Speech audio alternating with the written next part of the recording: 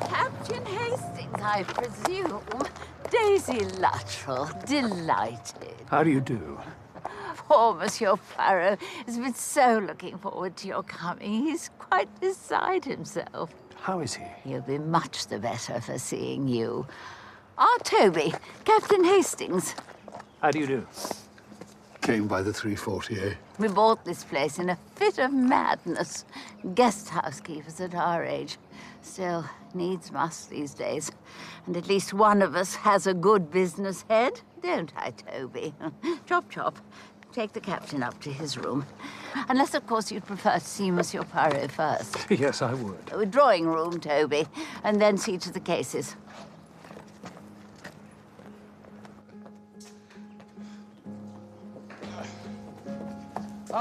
No. A pair of nesting blackcaps down by the sycamore. This is a... Blasted builders! Bill, this is Captain Hastings. Hastings, yes. Sir William Boyd Carrington.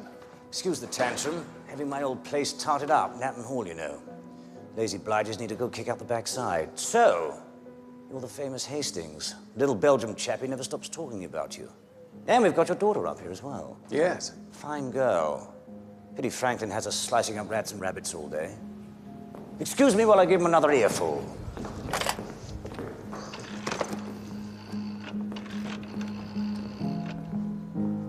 Tadminster 7211. Poirot, there's someone to see you.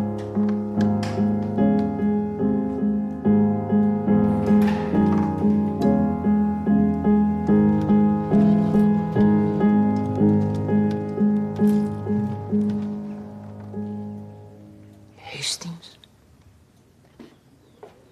Oh, Hastings, my dear, dear Hastings.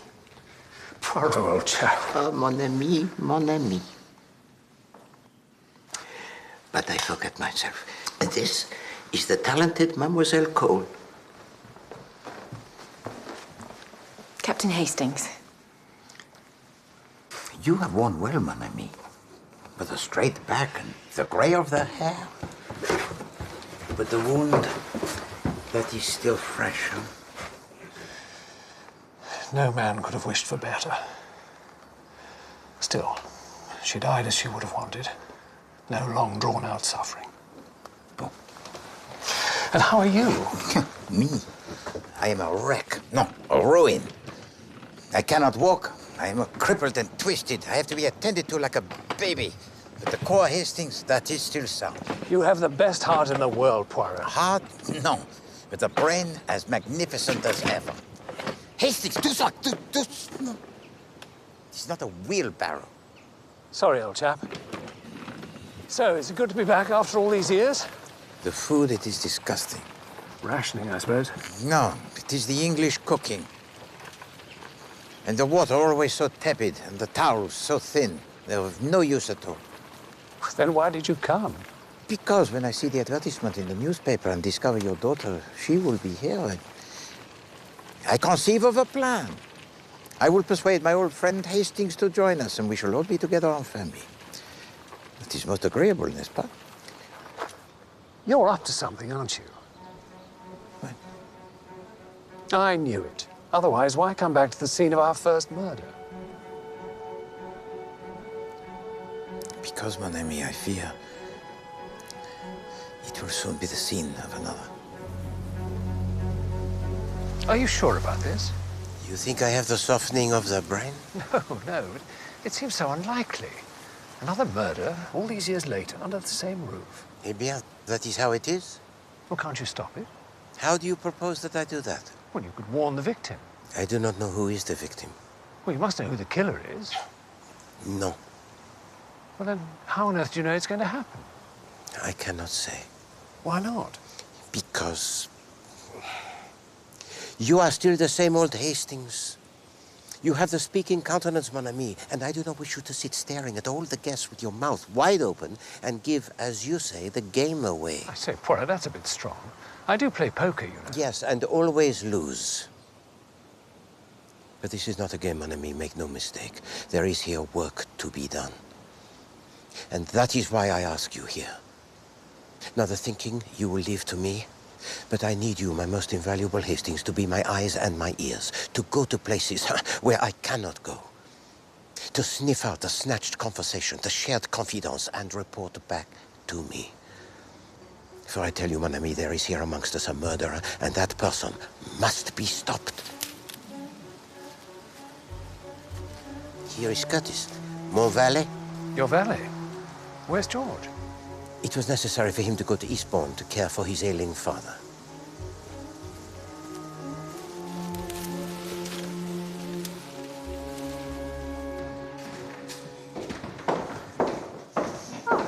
Well, I got here. Very clever of you. You remember my father? Hello. I hear you work my daughter very hard, Dr. Franklin. Nonsense. I'm afraid I get so awfully wrapped up in a thing. How did you find Uncle Hercule? Not well. Not well at all. I promised I'd read to Barbara. I'd better. As if she couldn't read herself. How is Mrs. Franklin? The same, and rather more so. She just likes making a fuss. That's rather harsh. It's true. She takes no interest in John's work, goes on and on about her health. Ah, there you are. Frankenstein had dragged you off to his lab again. This is my father. Allerton. Hastings. I've heard a lot about you. Poirot's loyal lieutenant, eh?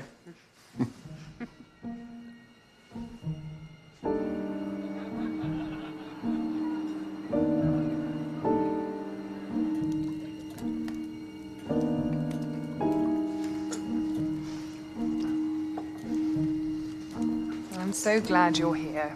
Uncle Hercule always manages to bring you out of yourself. He gets so sad. Ah, well, you must allow him that, ma chère. What's the use of dwelling on the past? We must all look forward. You know, you've been rather queer all evening. I don't know what you mean. Staring at everyone. So transparent. Maybe it's being back here with its memories and ghosts. There was a murder, wasn't there? Well, the lady of the house, she was poisoned. She controlled, as you say, the purse strings. But her stepchildren felt they had no life of their own. That's so selfish. Old people, sick people shouldn't be allowed to ruin the lives of others. Judith. Oh, I didn't mean... Selfishness is not the monopoly of the old, I can assure you, ma chère. No, it's just that I was thinking of this case of a man who treated his daughters appallingly. But when the eldest steeled herself to cut the knot, so to speak, in order that her sisters might go free, she gave herself up and was hanged. Margaret Litchfield. Yes. How did you know? It is the case most famous. Well, I think she was very brave. And Dr. Franklin, what does he think? He thinks it served the old man right. Some people just ask to be murdered. Murder is never justified, Judith. But when a situation is so extreme... And who has been putting into your head these ideas? Nobody. Pernicious nonsense. Actually, I came over to give you a message from Mrs. Franklin. She's invited you to her room. Excuse me. I've never understood that girl. No, she is her own woman. And a good one, too, Hastings. She's become so cold-hearted. I put it down to the company she keeps. That wretched Dr. Franklin. And Allerton. I don't like that man. What you call the nasty bit of goods, eh? But most attractive to the ladies. Isn't that always the way? Well,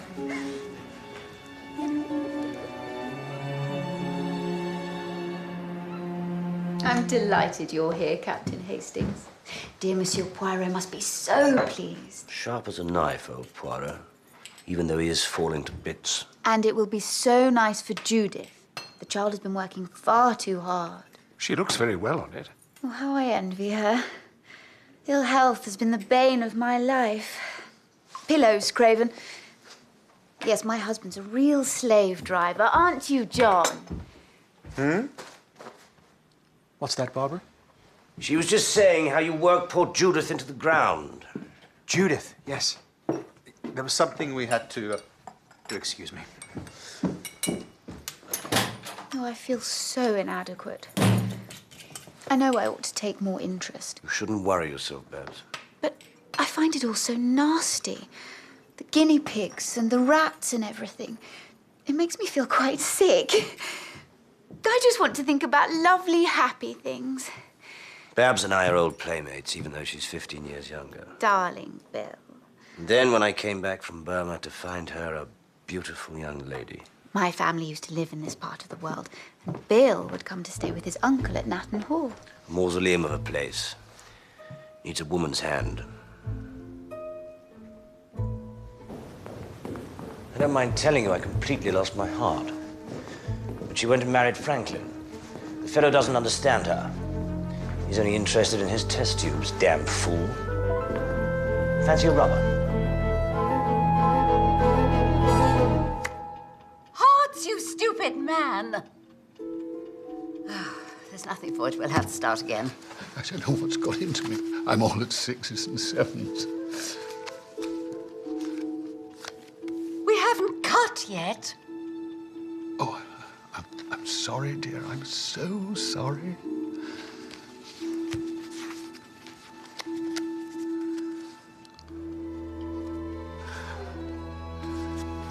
Well, that was pretty ghastly.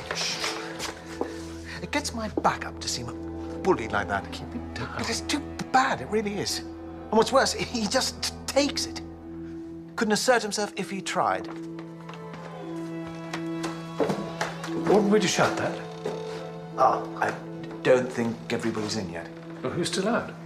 Your daughter, I think, and Alison.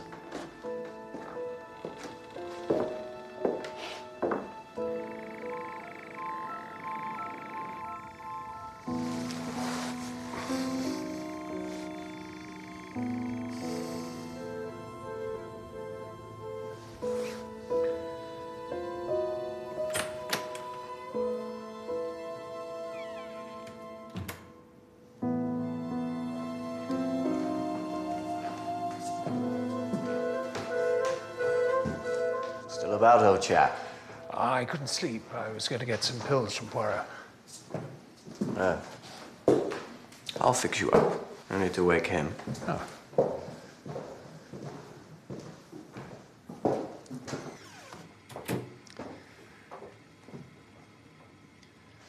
You normally stay up this late? I never go to bed when there's sport abroad. These moonlit evenings aren't made to be wasted. This is the real stuff. It'll make you sleep like a log. Slumberil. Is it dangerous? It is if you take too much of it. It's one of the barbiturates. Don't you need a prescription? Damn right. But I've got a pull in that line. Old friend of mine gave me a few useful introductions. Dead now, sadly. Chap called Etherington. Leonard Etherington? That's the one. That wife of his. Who'd have thought she'd have it in her? Arsenic, wasn't it? Yes. Knew him too, did you? No, I read about it. I see. Funny chap. Good company. In small doses. Sleep well.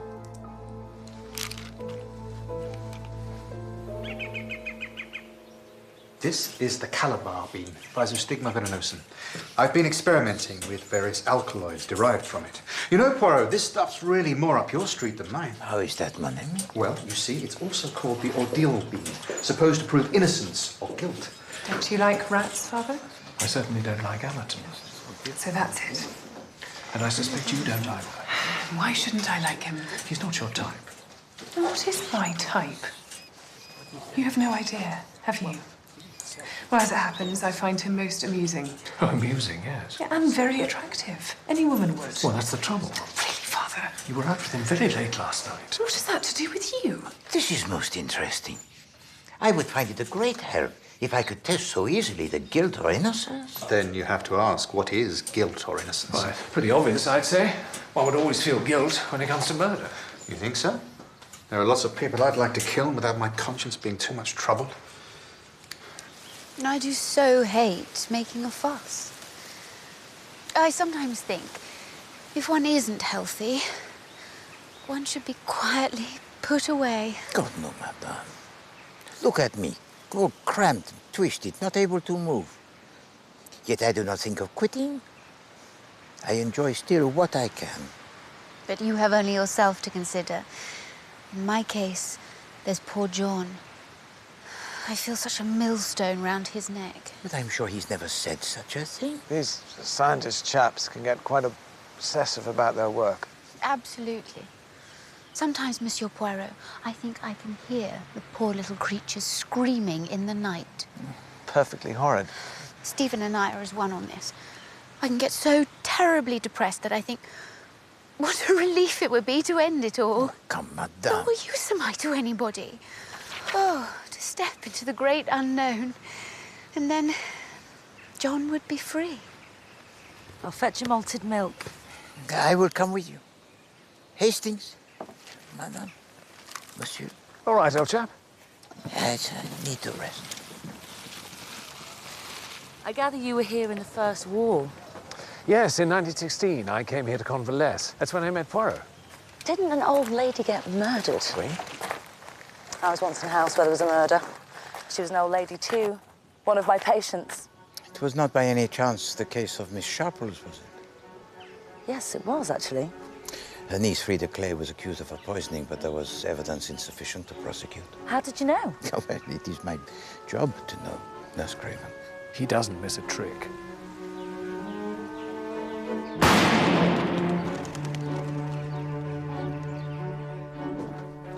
Blasted pigeons.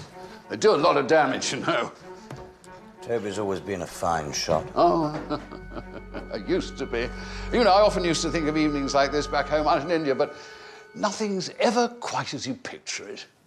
Don't know why, but I've got quite a thirst on. Oh, well, why don't you have a drink on the house? What'd you say? Splendid idea. Have you done the tropics, Norton? No, no, my hands were tied with Mother. You're right, old chap. Can't stand blood. You'd get used to it. Nothing like bagging a few birds and blasting the old bunny, eh, Hastings? Darn good fun. I just thought I'd give the fellas a snifter. You do no such thing. Give that rock to me. How do you think we'll ever make this place pay if you keep standing people drinks? They're old friends, Daisy. Locked up, that's the way of it. I won't have it. You won't have it. Who are you, I'd like to know?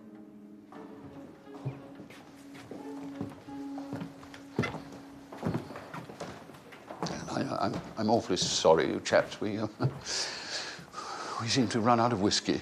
Do you know, I'm not that thirsty anyway. We'll soon be having dinner. Oh, dinner? Yes. Don't worry, Toby, old chap. We'll live. Right. Stretch the old pins before mess call. He's a splendid chap, isn't he? Yes. Whatever he turns his hand to, always makes a success of it. Some chaps have all the luck. All he needs now is a wife. So long as she doesn't bully him. Oh. He won't get bullied. He wouldn't let himself. There's a damned rabbit. Is there? Nibbling at the bark. I thought I'd wired the place.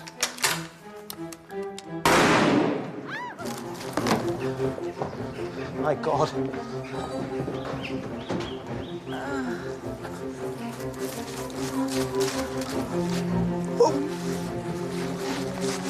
Get Franklin. It's all right, Mrs. Lutrel. It's all right. That's it. It's fine.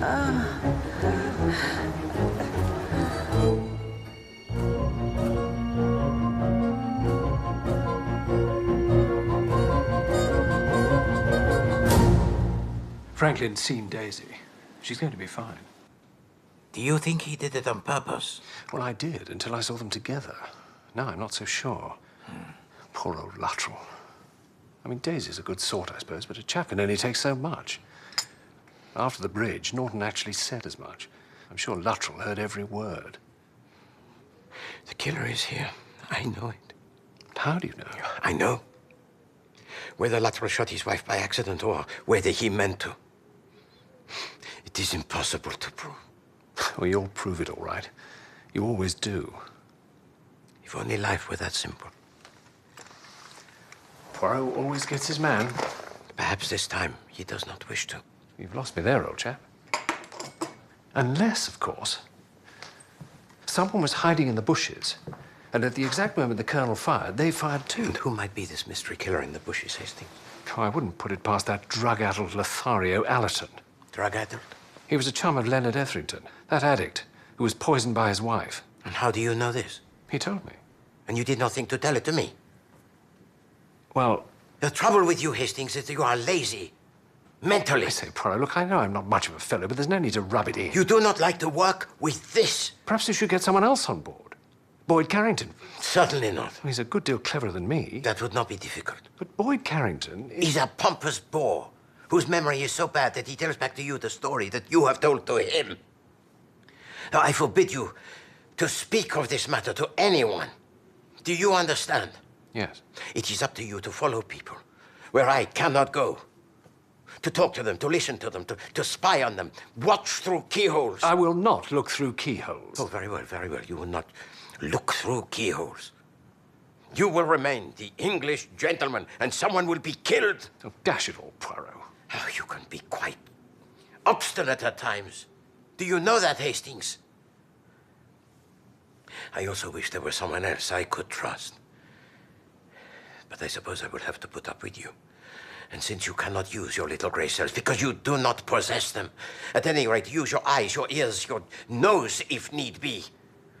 But only, of course, as far as the dictates of honor will allow. Now go away. I'm very tired.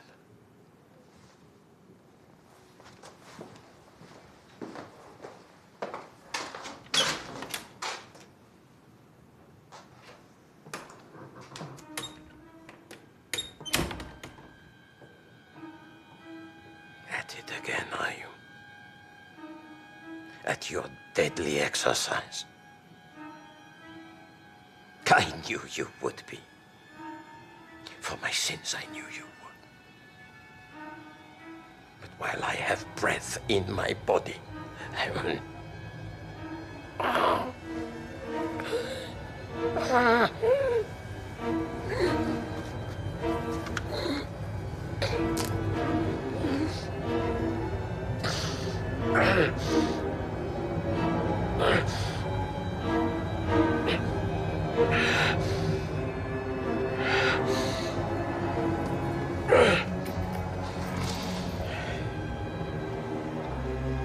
I will damn you to hell. Whatever the cost.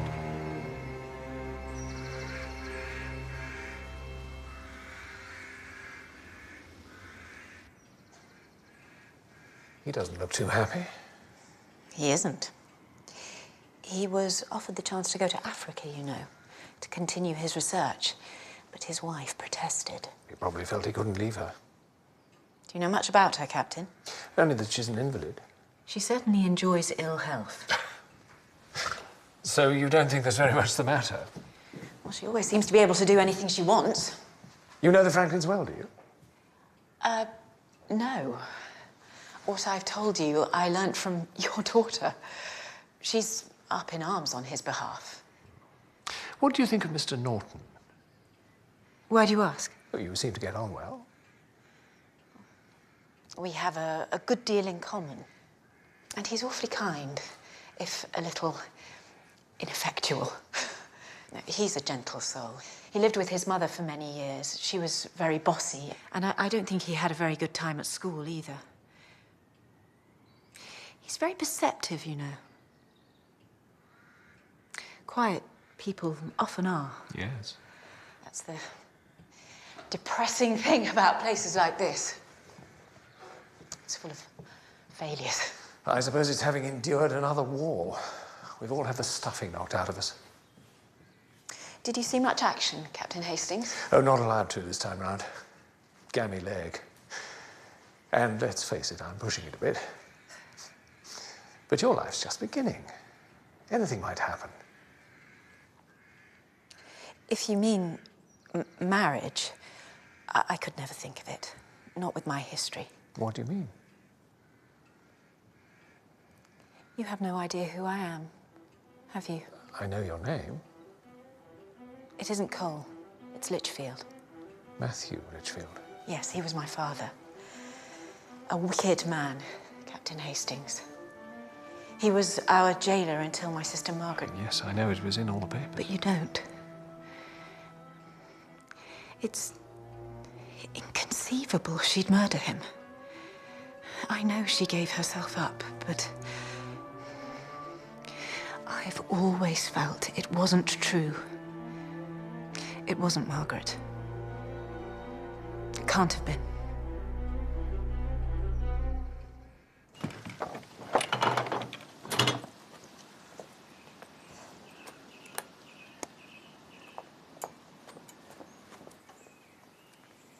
Good morning, gentlemen. Good morning, Mrs. Franklin. Well, you sound very happy today, madame. I am, Monsieur Poirot. I'm going on a little outing with Sir William to Natton Hall to advise him on his cretons. Silly me, left my handbag in the studio yesterday when I was talking to John. Head like a sieve. Where is Dr. Franklin? Oh, he and Judith have driven into Tadminster for some chemical or other. I'm so glad I don't have a scientific mind. On a day like this, it all seems so puerile. Do not let the scientists hear you say that, madame. Oh, you mustn't think I don't admire my husband, monsieur. The way he lives for his work is really tremendous. But it makes me nervous, the lengths to which he might go. What exactly do you mean, madame? Well, this horrible Calabar bean thing. I'm so afraid he's going to start experimenting on himself. You see, he can only learn so much from animals. He'd take every precaution, surely. Oh, you don't know John. Absolutely oblivious of his own safety. He really is a sort of saint. You ready, Babs? Oh, mustn't keep the baronet waiting. Dr. Franklin, the modern saint. She's a feather for every wind. So you think she is a fool? Do you not, Hastings? She's not the most brilliant intellect. First a handbag, now her gloves. I don't know how that girl puts up with it. So, Elizabeth, this might oh, that's gorgeous, wasn't it? That would have been nice.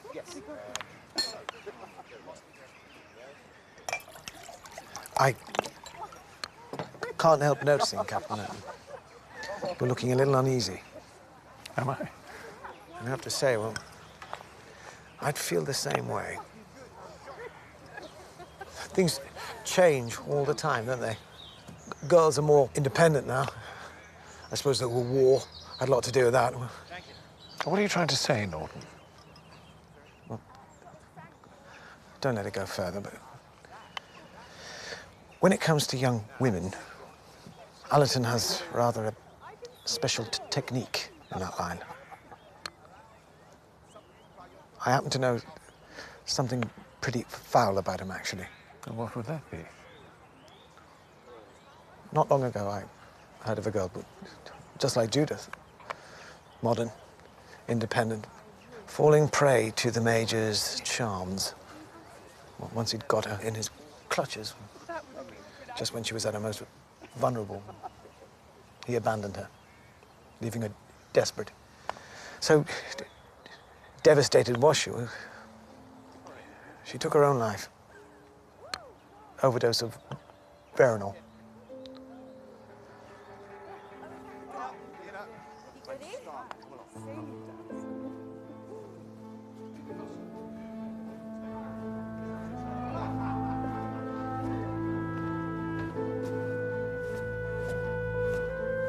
Poor old woman.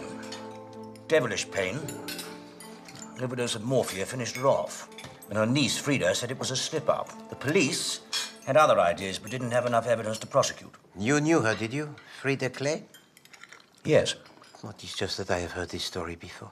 So have I, from someone who was there, actually. Ah, have you? It was in all the papers. Get a bit, fuddled in the old brain box sometimes. Oh, Bill, can't you think of anything jollier to talk about? I'm sure Monsieur Poirot is fed up to the back teeth of people killing and dying and who did what and why. She certainly keeps us on our toes, eh, Franklin? Just the ticket. They do say, don't they, that men tend to marry their mothers? I'm not quite sure about that. Better ask Norton, he's the expert. A full complement. What a treat, isn't it, Toby? Yes, my sweet. Our little dinners are not the same without you, Monsieur Poirot. No, they're not. I don't like the thought of your eating alone. I myself do not like to miss anything, ma chère. Never a moment's rest in your line of work? No, no, monsieur, not on. There's always still so much more to do. The clock, it ticks, no? Such is the will of God.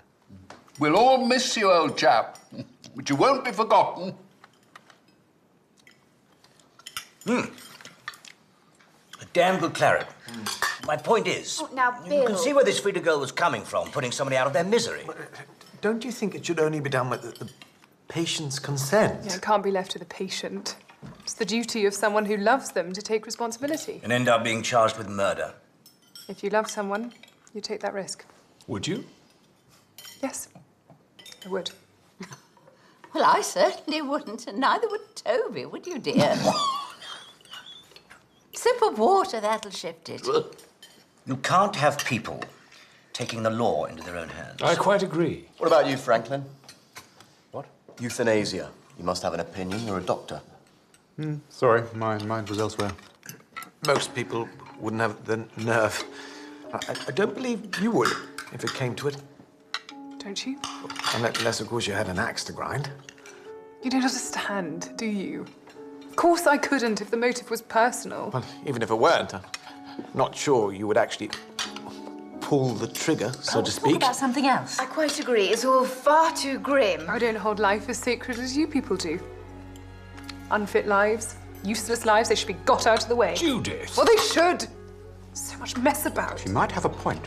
It's really a question of courage. Does one have the guts, to put it vulgarly? And you see, Miss Hastings, but I don't believe you have. Oh, Judith's got guts, all right. You're not more than you think, Mr. Norton.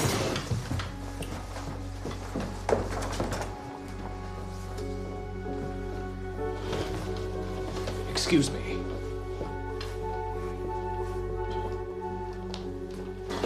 Judith! Look, I do understand, you know. Your mother was so much better at this than I am, but I do understand. I'm not so sure that you do. He isn't worth it. Believe me, he isn't. I know you care about him, but it's no good. Perhaps I know that as well as you. It has no future.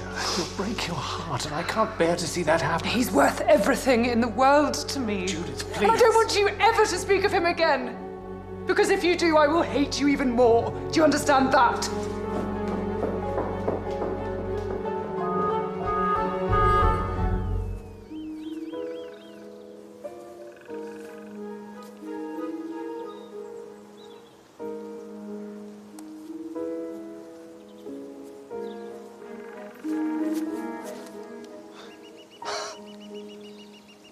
Well, I never. A speckled woodpecker. Such a lovely bird. Ah. What is it? Flown away. Let me see. I think I might have made a mistake. It's gone, Captain Hastings.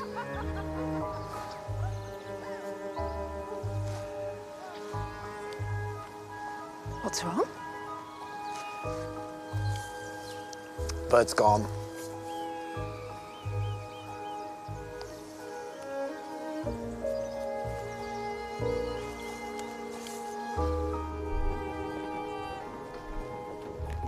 Hello, you chaps. Hello, Sir William. We've had a perfectly marvellous morning. I haven't been able to do a good shot for simply ages. Oh, Bill, could you take that up? It's very fragile. I can bring the rest. Thanks awfully.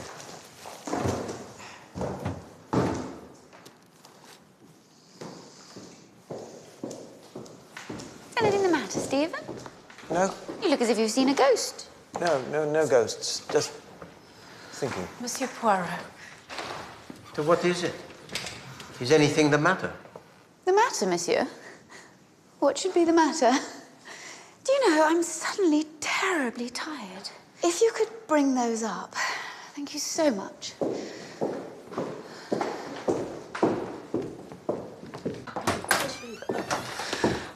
Ah, Babs. Well, I must say, Nurse is very good at the old palm reading. Take these, Craven, and fix me an egg flip. I'm exhausted. Can I do anything, Babs? Yes, Bill, you can go away. I'm dead on my feet. Has it all been too much for you? I didn't want to mention it. I do so hate being tiresome.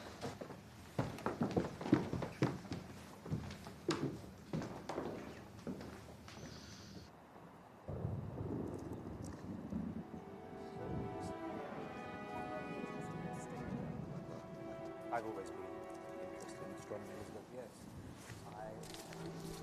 Oh.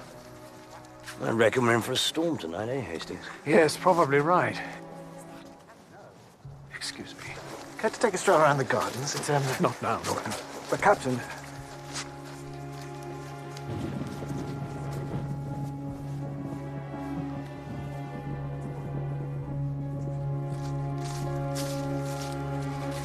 Allerton.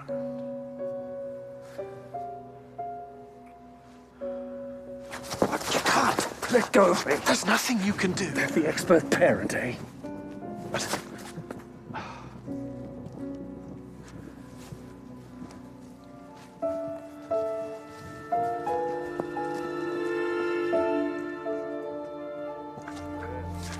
This won't get you anywhere.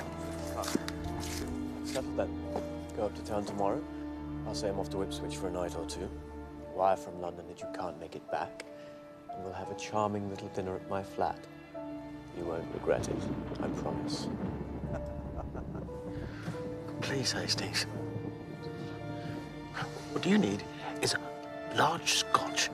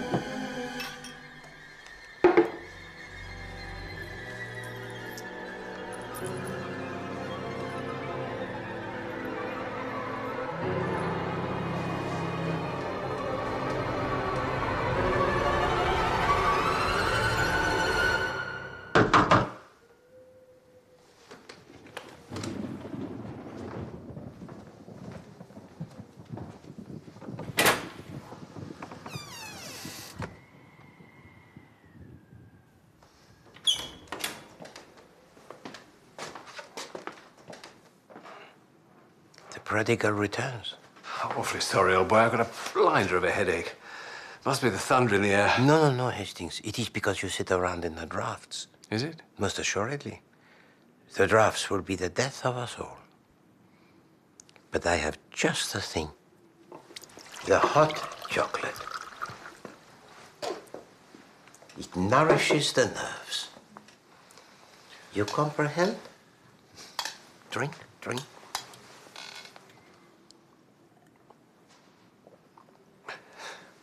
Hello, do you not already feel much improved? Drink it all, cher ami. Every last drop.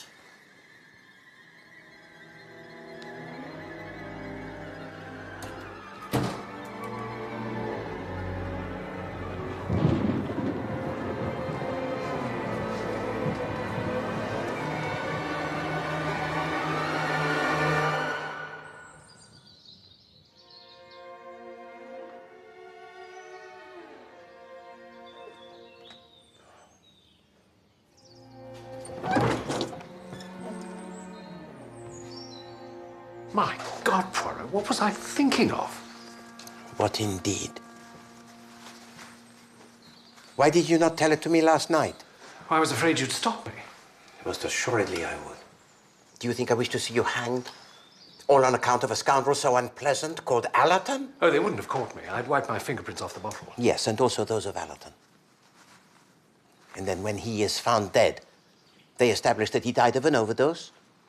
And whether by accident or by design, he would have had no reason to wipe off his own fingerprints. Ah. And then they find the aspirin. Well, everyone has aspirin. Not mixed with the sleeping pills. And not everyone has a daughter whom Allerton is pursuing with the intention so dishonorable. You see, it would not have looked too good for you, Hastings. And then, of course, it is possible that someone may have seen you. Oh, I can assure you they didn't. But, Hastings, someone might have been peeping through the keyhole. People do not spend their time peeping through keyholes. I'm It's not- simply not done. Anyway, it didn't come off. Thank heavens for that. But there's still the problem of my Judith and that wretched Allerton. She's gone up to London with him today, to his flat, straight into the lion's den. No, Hastings, you are not clever enough to deal with those two. I would advise you to trust her.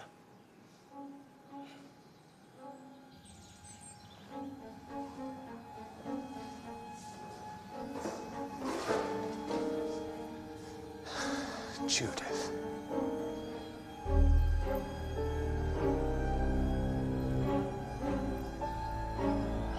The poison works and must be stopped. God help us. God help me.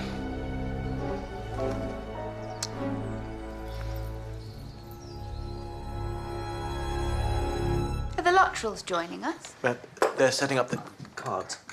Miss Hastings, you look splendid this evening. Like your namesake might have appeared before cutting off the head of Holophanes. Big grim old boy. Oh, no, she did it for strictly moral reasons. To save others. Jealousy is a green-eyed monster, this person said. Shakespeare. Oh, now, was that Othello or Emilia? Iago. Look! A shooting star! Where? And another one. Oh, you must come and see Uncle Hercule. No, merci. I insist. You're supposed to make a wish, Captain. Babs, come on over, why don't you? Oh, I'm too tired. Nonsense. It's too good to miss. Ah! Put me down!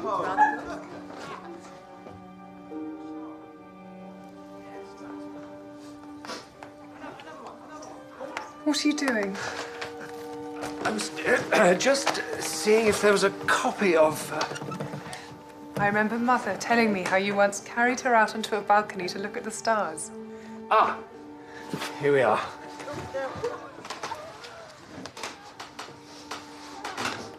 Life's quite hard at times, isn't it? Othello. Now, where is it? Oh, beware, my lord, of jealousy. It is a green-eyed monster. Splendid. You were right, Poirot. It was Iago. But of course. Did I miss anything? I do not know Hastings, did you? Oh, but you did, Captain Hastings. I've never seen so many shooting stars. Where's Craven? Not sure. I need my drops. Where are they? In the bathroom cabinet. Oh, thank you, dear. I think I'll take a stroll. You seem pleased with yourself, Doctor. I am. Oh, there you are. Open my drops, would you?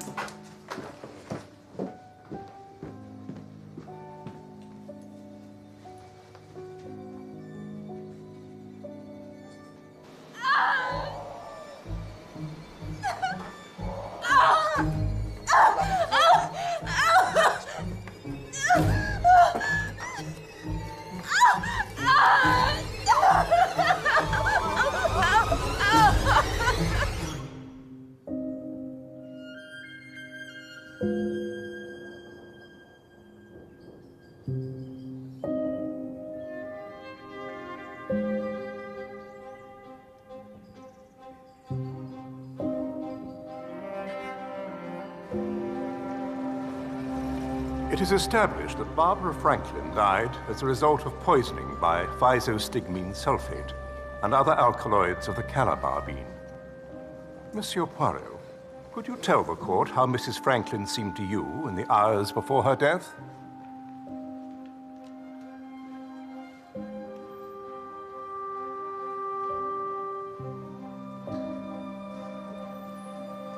On the day before her death, I had a conversation with Madame Franklin.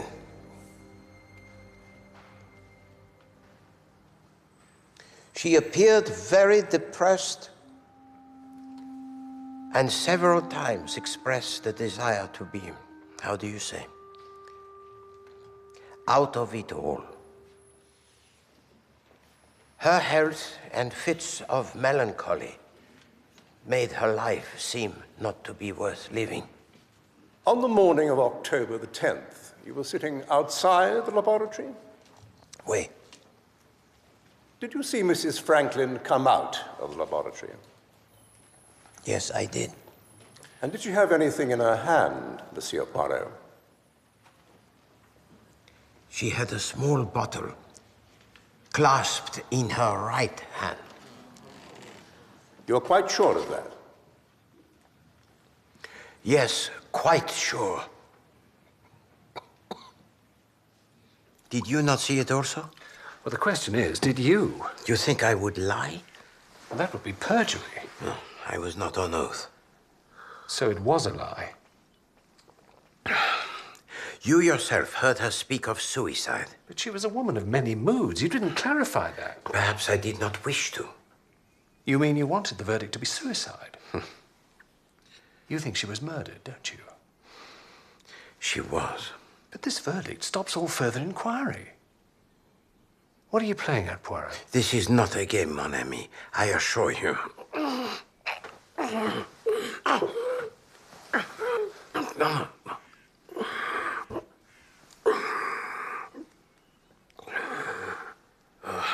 I must say, old man, you really should see a doctor. Doctors. You are looking pretty ropey. They've done all they can for me. I do wish you would. Very well. Very well. I will see Dr. Franklin. Franklin? Hastings, just do as I tell you, for once.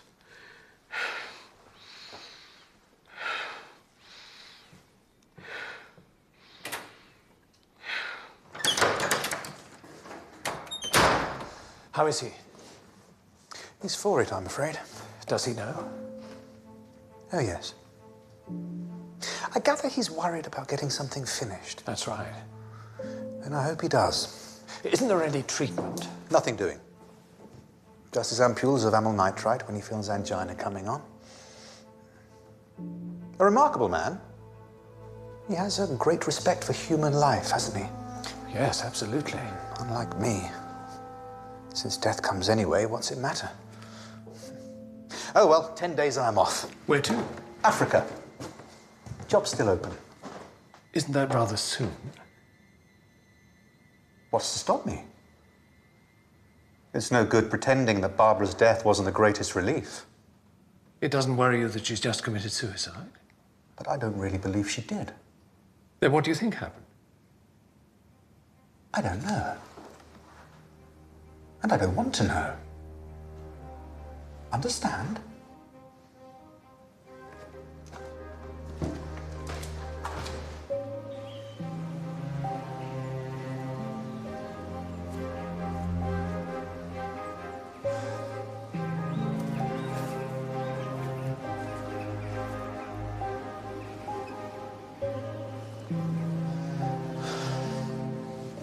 Norton, what's the matter?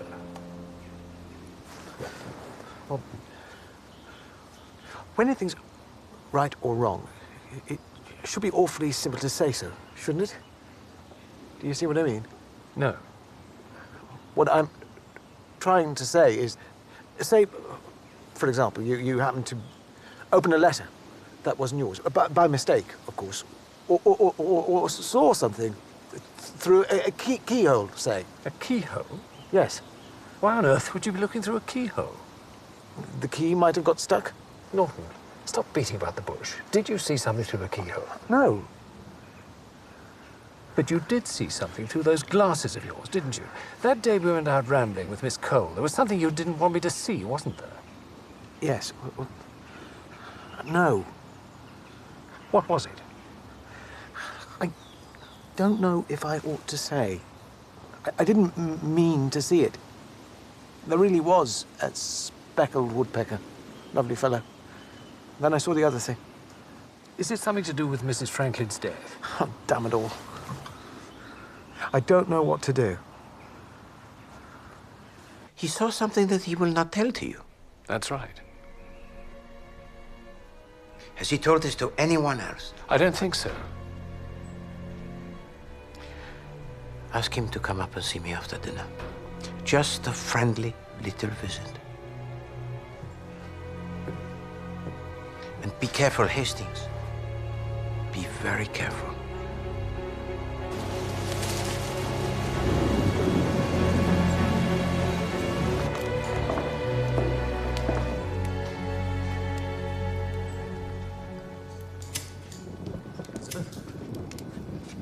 I'm moving back to my old pile tomorrow.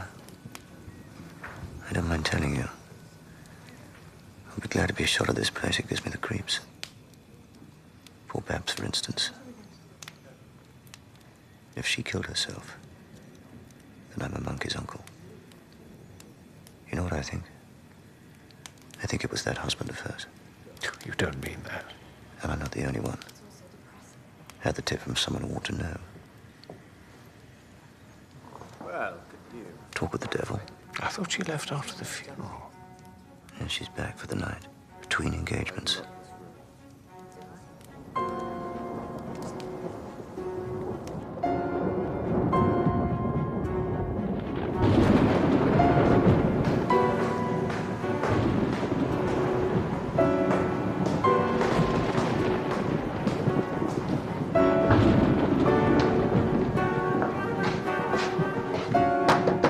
Monsieur Poirot?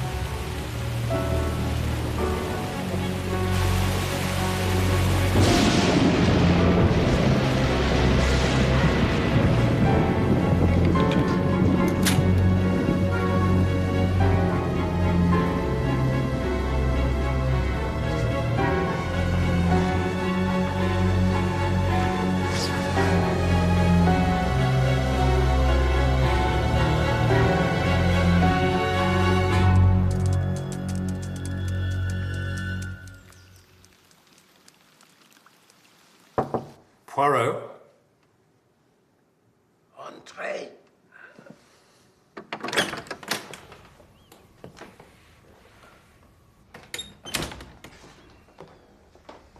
How are you, old chap? Not dead yet. Did you have a good chat with Norton? Oui. And he told you what he saw? Oui.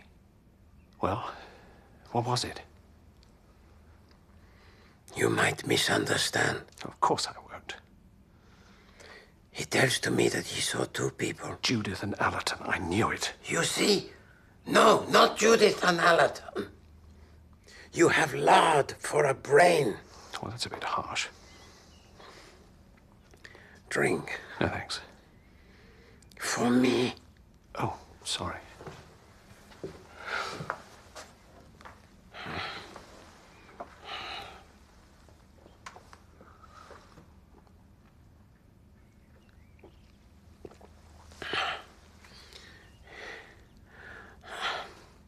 anything should happen, Nothing will happen to you, Poirot. you will find in here all the clues you need.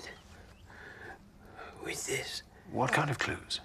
Indications that will lead you to the truth. Why do you have to make things so difficult? I'm completely in the dark as it is. Rest assured, mon ami, when you see the light, you may wish you had not.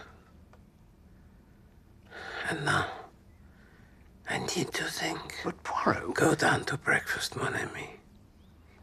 The case, it is ended. Is it? Only loose ends to be tied.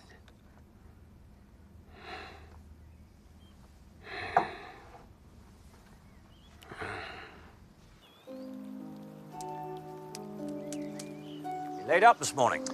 I didn't get much sleep. Have you seen Norton? He wasn't at breakfast.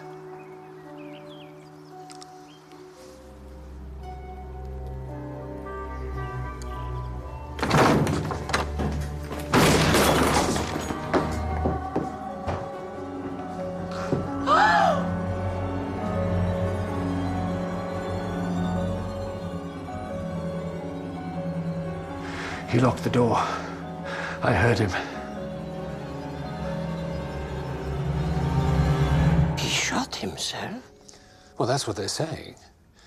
The door was locked, the key was in his pocket, the gun was in his hand. I suppose he must have done. It is like a conjuring trick, n'est-ce pas? Oh. Hastings, sometimes you are like a little child. So innocent, so trusting. Poirot, you're looking pretty awful. Don't you think I should call a doctor? What good would that do? What will be, will be. I have always tried to do my best, you know. You do believe that, Hastings? How could I not? Do you think God will forgive me? Of course he'll forgive you. You're a good man. The best a fellow could know. My heart bleeds for you. My poor, lonely Hastings.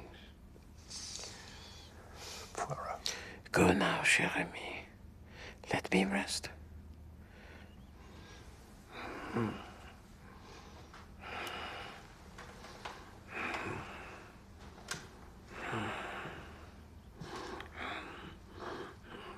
It was not suicide. It was murder.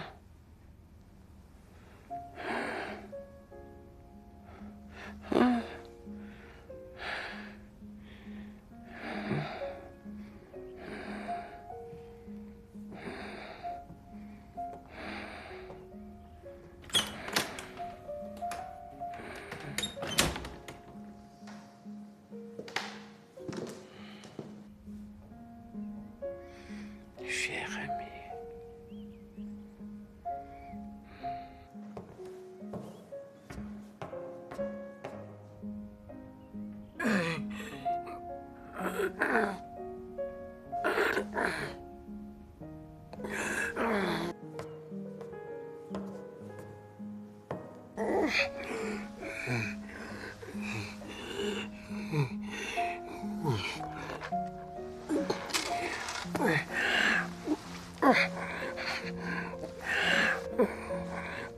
Forgive me. Forgive.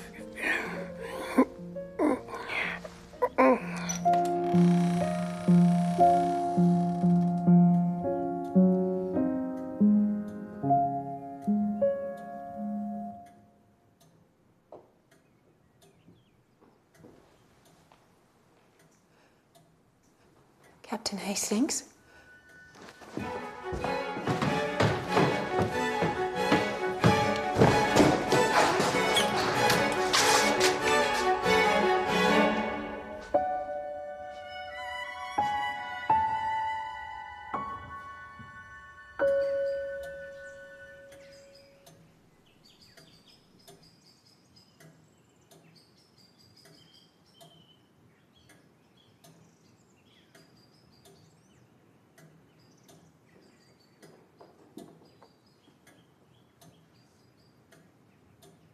It was bound to happen. That doesn't make it any easier. No. No, of course it doesn't. Natural causes. I wonder. You're not suggesting foul play, I hope. It doesn't seem very likely, does it? Father, he had a heart attack. All the same. Anything could have triggered it. Or perhaps nothing. Perhaps his time had come. And it surely wasn't suicide, like poor Mr. Norton. Bad investment, so they say. The coroner did think it strange that he would shoot himself in the center of his forehead. What a suspicious soul you are. All those years with Poirot, I expect. He was my dearest friend, you know. He was always there, keeping an eye on me, ticking me off. Like a father, really. I'm not quite sure how I'd cope without him.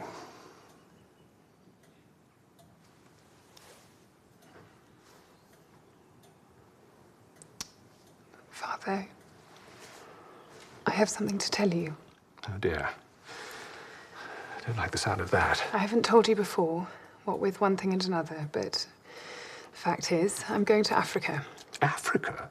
Yes, with Dr. Franklin. You can't do that. What will people say? I don't care what people say. The fact is, I'm going. It's one thing to be his assistant here in England when his wife's alive, but shooting off to Africa with him now she's dead. I'm not going as his assistant. I'm going as his wife. What about Allerton? There was never anything in that. I'd have told you if you had made me so angry. But I saw him kiss you. These things happen. You can't marry Franklin, not yet. It's so soon. I can, and I will. But Judith... We've nothing to wait for now.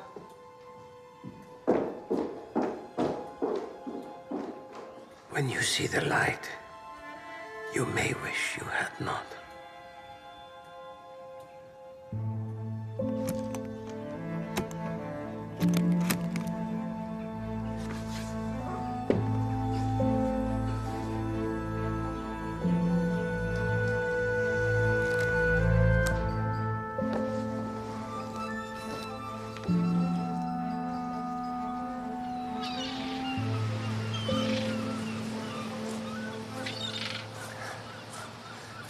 I believe Monsieur Poirot left you some sort of message. Message, sir? Yes, for me. No, sir, not that I'm aware of. Are you quite sure? Yes, sir, I'd remember that.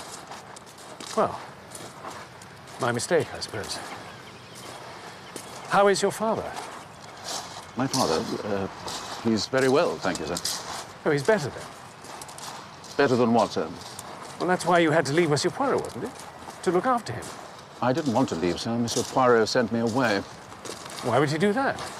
I can only suggest that he discharged me because he wanted to engage Curtis. But why? I really couldn't say, sir. Not the brightest specimen, although he was strong, of course. But I'd hardly have thought he was quite the class Monsieur Poirot would have liked. He'd been an assistant in a mental home. A mental home? It wouldn't surprise me if he'd started off there as a patient.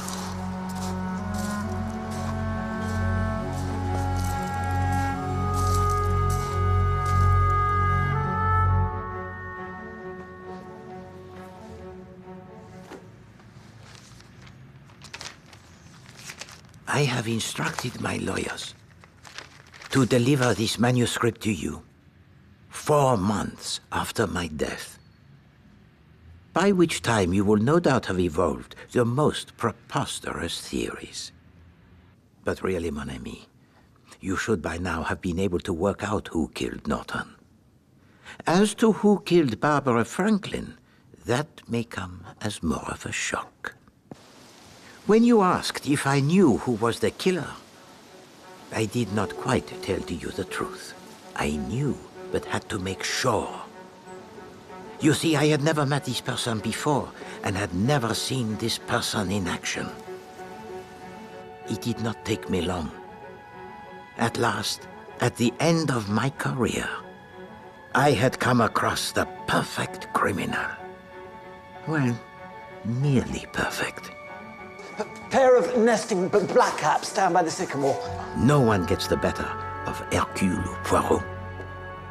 Not even Stephen Norton. Well, I'll be... Oh yes, Norton was our man. He had been a sickly boy with a domineering mother. He had had a hard time at school and disliked blood and violence, a trait most un-English. But he had a sympathetic character, and soon discovered how easy it was to make use of it. By understanding people, he could penetrate their innermost thoughts. He's very perceptive, you know. Quiet people often are. And then make them do things they did not want to. Compensation for a lifetime of derision. This sense of power gradually developed into a morbid taste for violence at second hand, which soon turned into an obsession. Our gentle Norton was in fact a sadist, addicted to pain and mental torture. Remember the remarks he made that first evening you played bridge? It gets my back up to seem bullied like that. Keep it down. Norton meant him to hear. Couldn't assert himself if he tried. Sometimes successful, sometimes not. It was a drug he constantly craved. No motive, no evidence, no proof. Simply evil for the sake of it. A criminal who could never be convicted of his crimes. You will have realized by now that Franklin was in love with Judith and she with him. But with Madame Franklin alive, life was very difficult for Judith, and Norton knew exactly how the wind lay. He played most cleverly on the theme of useless lives. I don't hold life as sacred as you people do. Unfit lives, useless lives, they should be got out of the way. And gently ridiculed the idea that she would ever have the nerve to take decisive action. Does one have the guts, to put it vulgarly? And you see, Miss Hastings, I don't believe you have. But with a murder addict, one iron in the fire, it is not enough. He sees opportunities for pleasure everywhere, and found one in you, mon ami. He discovered every weak spot to exacerbate your profound dislike of Major Allerton. When it comes to young women, Allerton has rather a special technique in that line.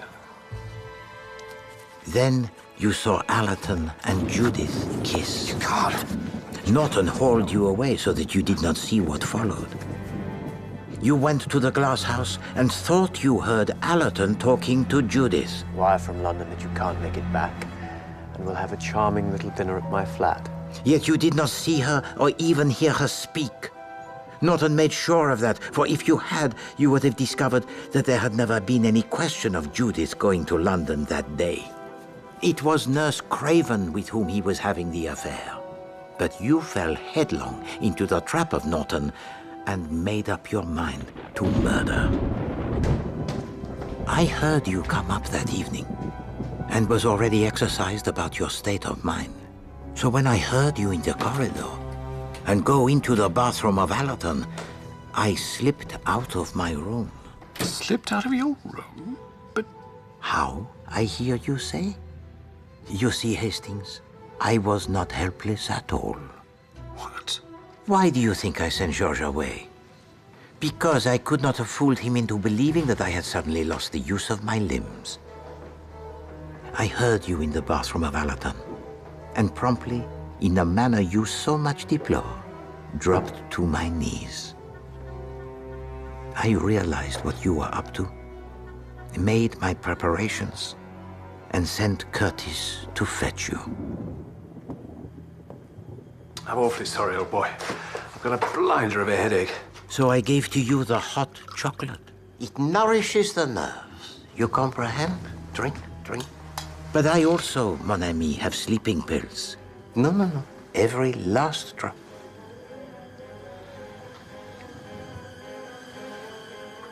When you awoke the next morning, you were your own self again, horrified at what you had nearly done.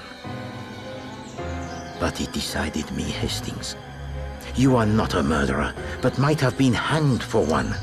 I knew that I must act, and could put it off no longer. But before I was able to, Barbara Franklin died.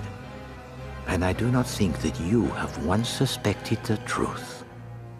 For you see, Hastings, you killed her. I killed her? Oui, mon ami, you did. There was, you see, yet another angle to the triangle. One that I had not fully taken into account. Did it ever enter your mind why Madame Franklin was willing to come to Stajls? She enjoys the good life, yet insisted on staying in a guest house. And I have no doubt that Norton knew why. Hello, you chaps. Boyd Carrington. Madame Franklin was a disappointed woman. She had expected Dr. Franklin to have a brilliant career. There was something we had to excuse me. Not shut himself away in esoteric research. And here is Boyd Carrington, rich and aristocratic, who had nearly asked to marry her when she was a girl, still paying court. So the only way was for her husband to die. And Norton had found her only too ready a tool. These scientist chaps can get quite obsessive about their work. It was so obvious. Her protestations of admiration, then her fears for her husband. But it makes me nervous, the lengths to which he might go. What exactly do you mean, Madame? Well, this horrible Calabar bean thing. I'm so afraid he's going to start experimenting on himself. But when she saw Nurse Craven reading the palm of Boyd Carrington, she had a fright. She knew he would be susceptible to the charms of an attractive woman, and perhaps Nurse Craven might end up as Lady Boyd Carrington instead of her.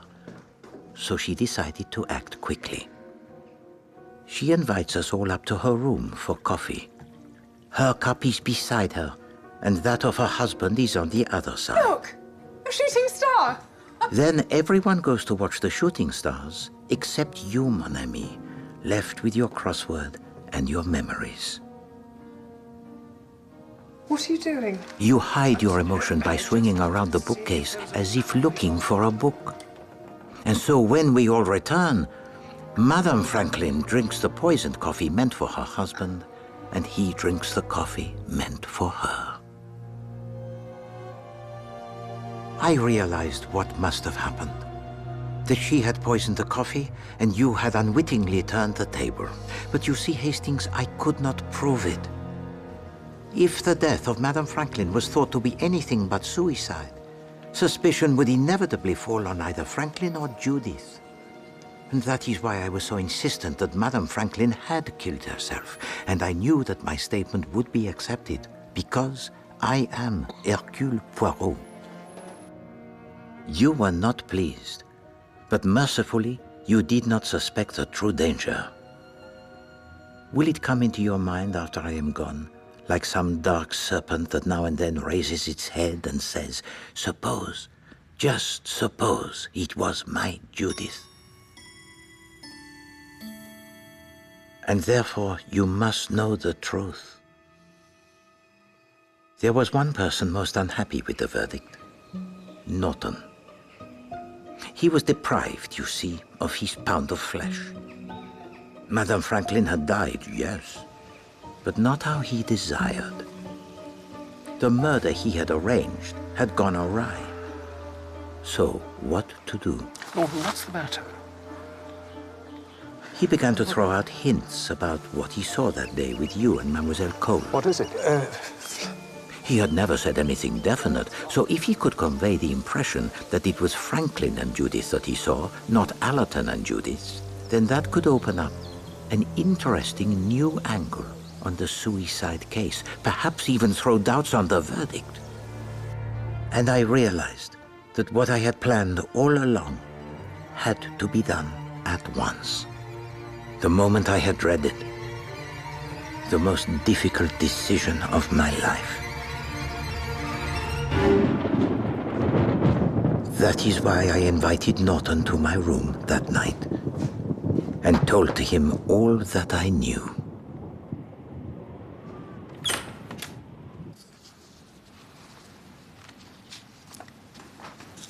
Madame Constance Etherington, tried for the poisoning of her husband, a man who was very sadistic but also addicted to the drugs and with whom you are on terms most intimate.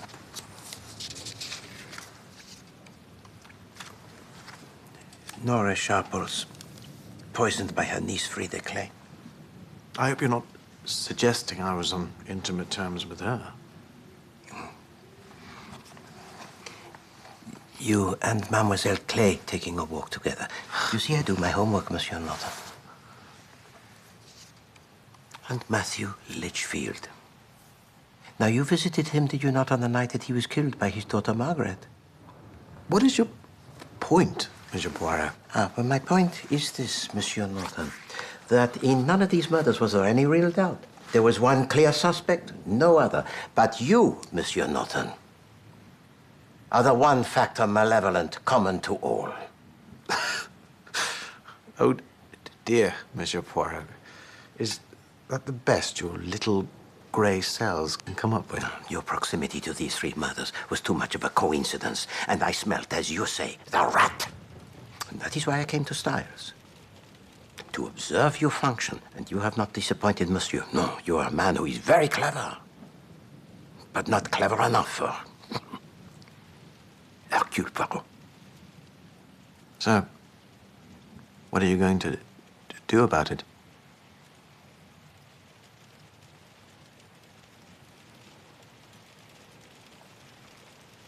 Execute you. Execute me? Why? Then, do get on with it now. I promised myself an early night. Justice is no joking matter, Monsieur. I do what I can to serve it. But if I fail, there is a justice that is higher, believe me. You pathetic, self-important little man. Murder me. There's a mortal sin if ever there was. And then what? Suicide to escape the ignominy of hanging? Your God will give you a hell of a time. All those years of piety up in smoke because of me. You can't go yet. You don't think I'd let you die on me and deprive me of my ultimate triumph? Please. You see, if you don't succeed, I'm a free man. But even if you do, it would still be a victory of sorts, because in the eyes of the law, I would be innocent. Whereas you and your reputation, your precious reputation, blown to bits. Je vous en prie. You can see them now. Went off his rocker in the end. You can never trust a foreigner. You see how good I am to you, old man? There you go. Take your time. See how it all pans out, shall we? Who will be there at the final curtain?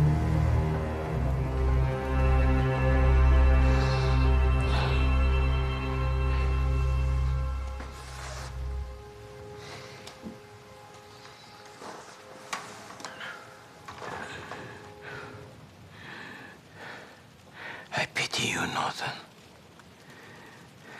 How very sad to find that this great and beautiful world is so foul and disappointing.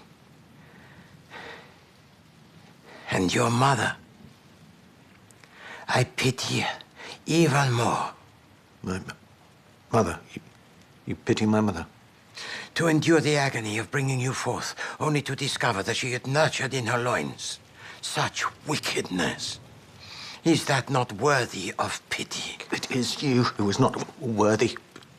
She meant the world to me. And you to her? She loved me. Loved me more than... Did she ever hold you, Norton? As mothers do? Stroke your hair? Kiss your cheek? She... Scared you, did she not? She pushed you away, starved you of what we all desire, because she knew everything about you. My mother knew nothing. Oh, Monsieur Norton, mothers know. They always know.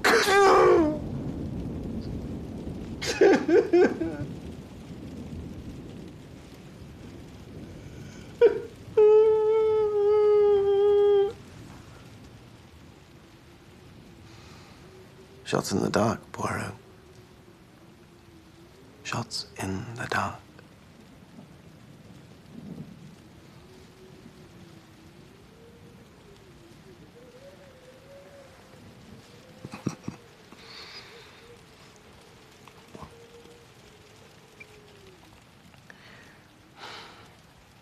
Chocolate.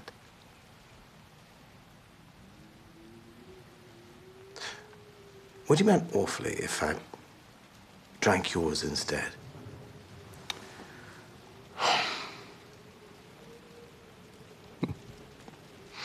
Not at all.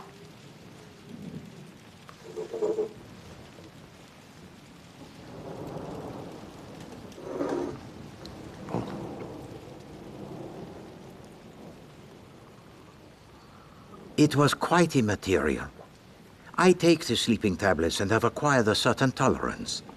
The dose that would send Norton to sleep would have little effect on me. With the greatest of difficulty, I put him in my wheelchair. Then when the coast was clear, I wheeled him to his room.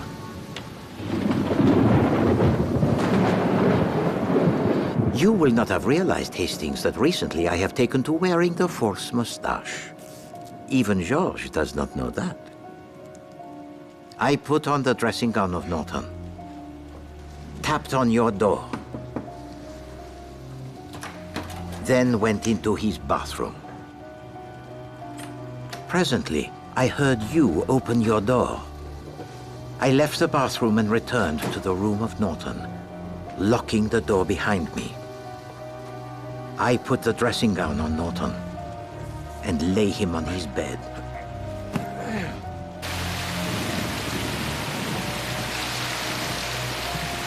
I had a pistol, which on 2 occasions I had placed ostentatiously on the dressing table of Norton when he was out, so that the maid would have seen it.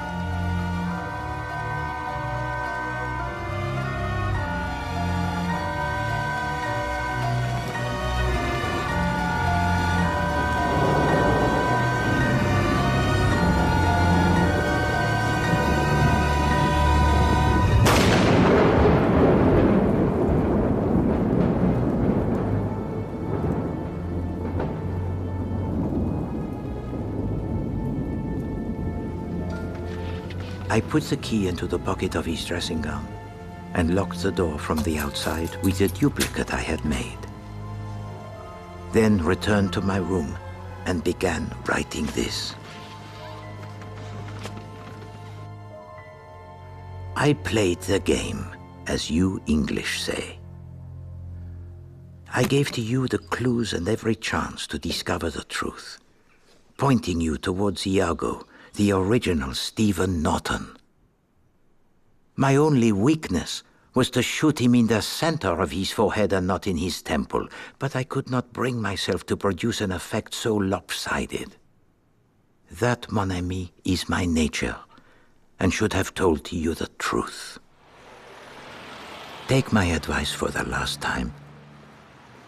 Tell to Mademoiselle Cole all that I have said, that you also might have done what her sister did, had there been no watchful Poirot to stop you. Take the nightmare away and show how Norton, not her sister, was responsible for the death of her father.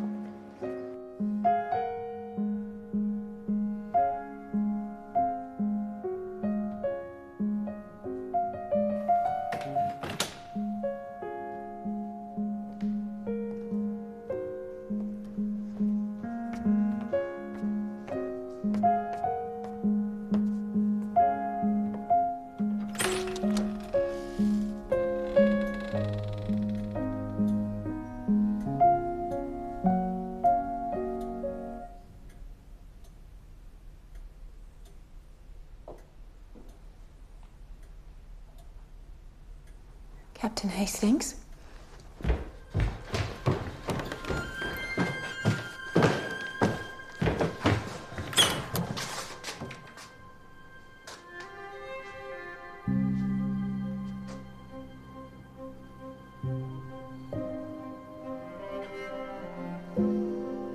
have no more to say. Am I justified in what I have done? I do not know. I do not believe that a man should take the law into his own hands.